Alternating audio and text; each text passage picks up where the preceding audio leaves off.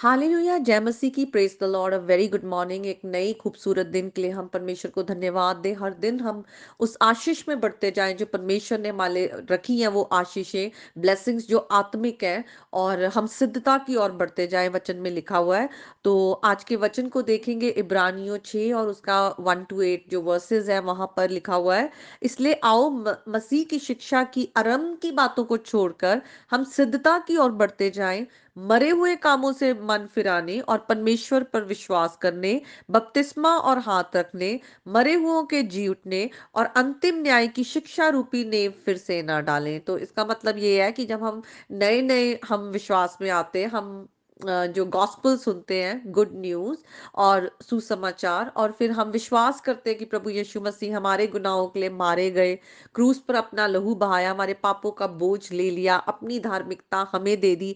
ये सब जब हम फेथ में आते हैं, नए हम विश्वास करते हैं, अनुग्रह के द्वारा हमारा उद्धार होता है, हम बपतिस्मा लेते हैं, जो हम अपने विश्वास का हम सबके सामने हम उसका एक क्या करते हैं, डिमॉन्स्ट्रेशन करते हैं कि अब हम अपनी पुरानी लाइफ में मर गए हैं, नए प्रभु यीशु मसीह में हम नए सृष्टि हैं, और हम चर्च के साथ जुड़ जाते हैं और हम प्रभु भोज लेते हैं साथ में मिलकर। तो ये सब बातें जो है हमारी क्रिश्चियन लाइफ की जो बिगिनिंग होती है।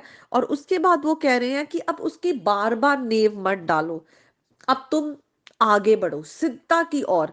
अब तुम धार्मिकता जो है प्रभु की उसको चेज करो। और लिखा हुआ है, क्योंकि जिन्होंने एक बार ज्योति पाई है, जो स्वर्गीय दान का स्वाद चख चुके हैं, पवित्र आत्मा के भागी हो गए हैं, और परमेश्वर के उत्तम वचन का और आने वाली युग की सामर्थ्यों का स्वाद चख चुके हैं। हम दिन ब दिन बढ़ते जा रहे हैं। जब हम प्रभु में आते हैं और प्रभु यीशु मसीह के नाम के द्वारा पिता के हम जो स्वर्गीय जो हमारी फैमिली है, आत्मिक फैमिली, उसका हम हिस्सा बनते हैं।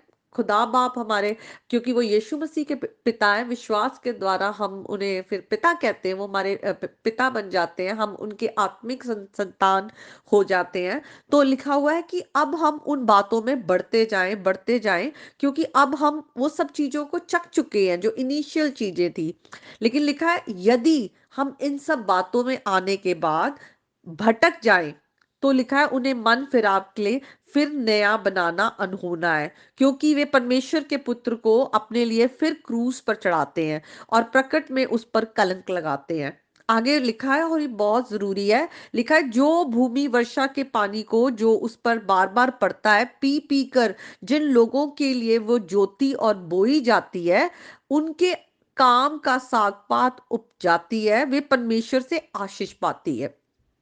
पर यदि वे झाड़ी और उठ कटारे उगाती है, तो निकम्मी और श्रापित होने पर है, और उसका अंत जलाया जाना है। तो अगर हम इन सब बातों, परमेश्वर के ग्रेस को देखकर, स्पिरिचुअल गिफ्टिंग्स को, ब्लेसिंग्स को, सब कुछ देखने के बाद भी हम भटक जाते हैं, हम प्रभु से दूर हो जाते हैं, उस पर विश्वास करना छोड़ देते हैं, अपने पुरानी लाइफ में चले जाते हैं, तो लिखा हुआ है कि हम उस भूमि की तरह हैं कि जिसको तो प्रभु ने ब्लेस किया था कि वो उपजाए अच्छी चीजें जो दूसरों के काम आए, क्योंकि हम हमें खुदा ब्लेस करते हैं कि हम दूसरों के ब्लेसिंग का कारण बने। अगर प्रभु ने हमें हम पर ग्रेस दिया है, हमें पाप से छुड़ाया है और हमें आत्मिक आशीषें दी हैं, तो हम दूसरों के लिए हम प्रार्थना करते हैं, दूसरों की लाइफ में हम जाके गॉस्पेल शेयर करते हैं, और हम प्रभु का जो वचन लोगों के साथ बांटते हैं, तो हम आशीष का कारण बनते हैं, वचन सुनाते हैं उन्हें। लेकिन अगर हम अपने विश्वास से फिर जाए, अपने पाप के जीवन में जीना शुरू कर दें, तो फिर हम कांटे और झाड़ियां हमारे हृदय की भूमि पर उगनी शुरू हो जाती है, और वो एक श्राप की तरह है। क्योंकि अगर हम पैरेबल ऑफ द सोअर, जहाँ पे लिखा हुआ है जो किसान बीज बोता है, और लिखा हुआ है कि कुछ जो बीज है वो ऐसी भूमि पर पड़ते हैं कि जैसे ही वो वहां पर पौधे आते हैं, तो ऊपर कांटे, कटीली वो भूमि है, वो जो कांटे हैं उसको चोक कर लेते हैं। और कई बार वो पथरीली भूमि पे गिरता है, वो थोड़ा सा उगता तो है, लेकिन जैसे ही धूप पड़ती है तो वो अ, अ, झुलस जाता है। तो यहाँ पे क्या है, यहाँ पे यही है कि जब हम बार बार अपने जीवन में गुनाह में पड़ जाते हैं, विश्वास में हम फिर जाते हैं, मुड़ जाते हैं, तो फिर हम उस भूमि की तरह बनते हैं जो इतना कठोर हो चुका होता है कि प्रभु का जो वचन का बीज है वो फल नहीं लाता, या फिर वो कटीला होता है कि वो उसको चोक कर लेता है। तो आज हम अपने जीवन को जांचें, प्रभु हमारे हृदय को जांचता है। कई बार हम ऐसे सोचते हैं कि चलो थोड़ा बहुत कॉम्प्रोमाइज यहाँ वहाँ चलता है, या हम गलत चीजें कर रहे हैं, कोई बात नहीं, हमारे प्रभु तो बहुत अच्छे हैं। वचन में लिखा हुआ है कि अगर हम अपने गुनाहों का अंगीकार कर ले तो वो जस्ट फेथफुल गॉड है, वो हमें हर अधार्मिकता से धो देते हैं, साफ कर देते हैं। हम प्रभु के ग्रेस के साथ, उसके साल्वेशन के साथ हम खेले ना, हम उसे हल्का ना जाने, टेकन फॉर ग्रांटेड ना लें। हम आज अपने वचन को वचन के द्वारा अपने जीवन को जांचने वाले हो। हम देखते हैं किस तरह से जब हम पुराने नियम में जो हाई प्रीस्ट या जो प्रीस्ट क्लास होते थे उनके लिए कितने रूल्स होते थे, क्योंकि गॉड इज होली, उनको भी होलीनेस में आना होता था। एक पूरा रूल्स होते थे किस तरह से उन्हें प्रभु की प्रेजेंस में आना है, अपने आप को धोना है, साफ करना है। आज नए नियम में प्रभु यीशु मसीह के लहू के द्वारा हमारे पाप धुलते हैं, हम उनकी धार्मिकता को ओढ़ते हैं। उसके बाद हमें भी होली प्रीस्टहुड कहा गया है।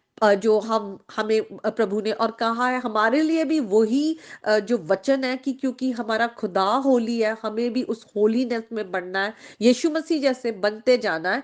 तो हम अपनी धार्मिकता नहीं, लेकिन क्योंकि प्रभु ने हमें छुड़ा लिया है, अब हम अपने पुराने जीवन से मुड़कर उस नए जीवन की ओर जो यीशु मसीह की ओर है, हम उसकी ओर बढ़ते जाएं, उस धार्मिकता की ओर बढ़ते जाएं, यीशु मसीह पर आंख लगाकर बढ़ते जाएं।